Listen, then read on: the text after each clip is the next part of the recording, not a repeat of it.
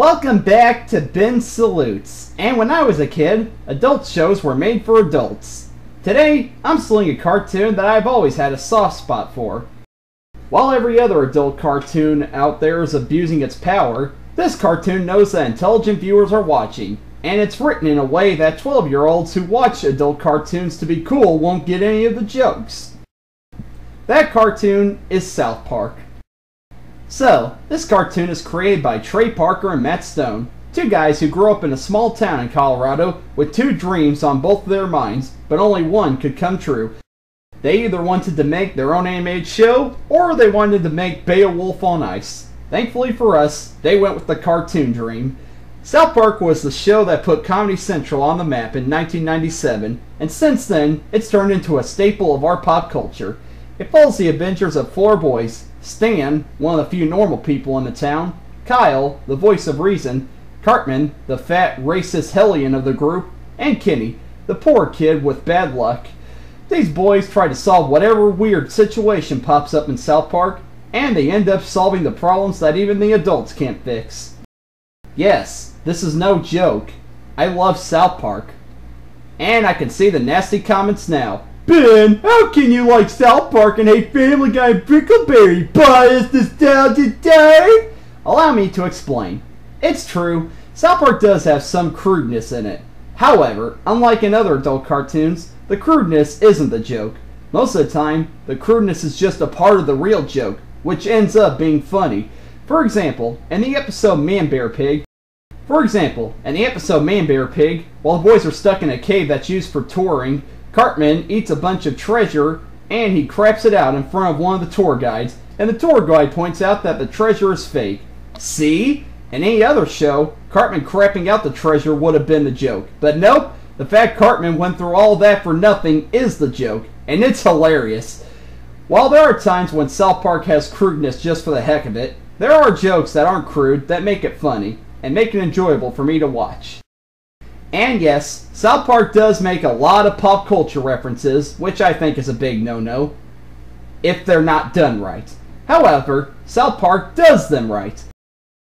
While Family Guy makes jokes about commercials that nobody even remembers, and references minor occurrences in the world at the time an episode is made, South Park is able to tiptoe around its pop culture sensibility, and make it to where episodes made now are not just going to be funny 10 years from now, but 100 years from now.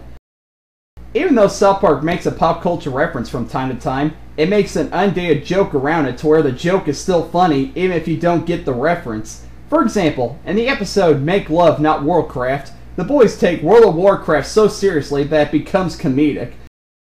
Now, people might not understand the whole Warcraft phrase several years from now, but people can still laugh at the fact the boys are taxed as something like a video game. You know that if a show depends on pop culture to survive and it's still going to be funny many years from now, it's something special, and it shows that the writers know how comedy works. Now that I've hopefully prevented another house of mine burning down, I'd like to say why I love South Park so much. Well, I love a lot of the characters. My favorites are Kyle and Butters. I love Kyle because he's mostly the voice of reason, and I can relate to that. I also love how he's perfect comedic fuel for Cartman's anti-Semitic ramblings.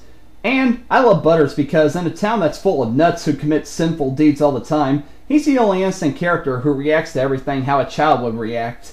And I must say, after watching this character over the years being an angel, it's hilarious seeing the few moments where Butters himself becomes sinful. Remember the one where he's a pimp? God, that had me cracking up.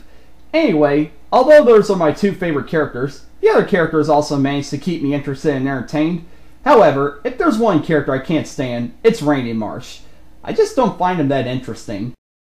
He's just a guy that does things that everybody else in South Park is guilty for. I only like him when he's used for another character to react to, like when Stan was trying to get him to stop drinking in the episode Bloody Mary. However, in episodes where he's the main focus and he's just being himself, I don't think they're that funny or entertaining. Sorry, Randy.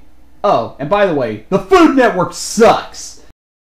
I also love South Park because, as a big fan of classic cartoons, Trey and Matt are fans of cartoons themselves, and they show it.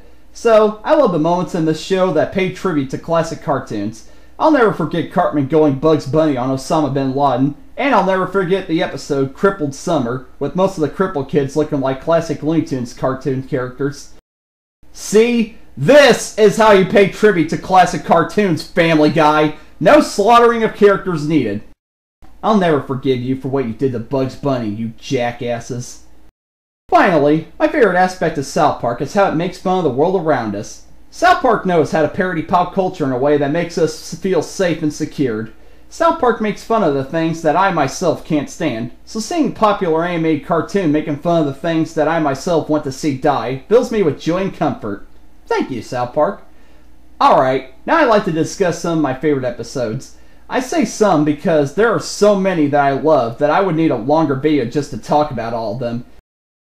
However, just so your behinds won't get sore, I'll only talk about my all-time favorite ones. I love Imaginationland. Anyone who thinks the fictional characters aren't important and should be forgotten should see this episode, and it'll make you wish you never said such horrible things about the icons of our culture.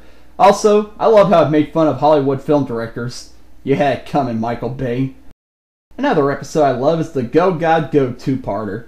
Trey and Matt have made episodes that make fun of religion before, but I think this one is the best out of them all. Not only does it make fun of religion, but it makes fun of atheism. That's right. Ever wonder what the world would be like if atheism took over? Well, according to Trey and Matt, it wouldn't be that different. And that is hilarious. Nothing else to say except, oh my science! Another episode I love is Cartoon Wars. This episode had to be made. Other cartoons have made little jokes about Family Guy before, but South Park manages to give that piece of crap the treatment it deserves. It's no wonder they got praise from crew members from both The King of the Hill and The Simpsons for making this. My only complaint is I think it's a little out of character for Kyle to be the one who likes Family Guy and for Cartman to hate it, but I think the story plays out well despite of it. Bottom line, Cartoon Wars gives me hope for fans of cartoons. Well, that's all the episodes I can talk about. I'm sorry, there are just way too many good ones to count. Yep, I love South Park. I think it's a great show, and that as long as we have pop culture, we'll always have South Park, because we need it. In a world with things that make you question where humanity is heading, South Park destroys the things we hate, and it allows us to feel our highest when our society is at its lowest. Keep it up, Trey and Matt. But can we please get that new season sooner? I'll tell you what I want, what I really, really want. So tell us what you want, what you really, really want. I'll tell you what